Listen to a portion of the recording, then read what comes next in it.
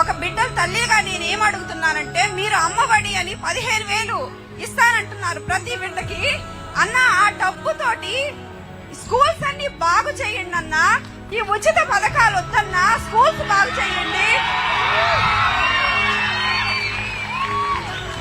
Government కాలేజీలు బాగు చేయండి.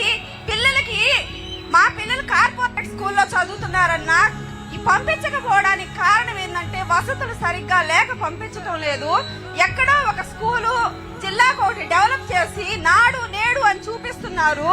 ఇది పద్ధతి కాదన్నా. ప్రతి గ్రామంలో స్కూల్ డెవలప్ అవ్వాలి. ప్రతి గ్రామంలో ఒక ఎలిమెంటరీ స్కూల్ ఉంటది, హై స్కూల్ ఉంటది, ప్రైవేట్ ఉంటాయి అన్నా. కానీ ప్రైవేట్ స్కూల్స్ కు పిల్లలు ఎందుకు వెళ్తున్నారు?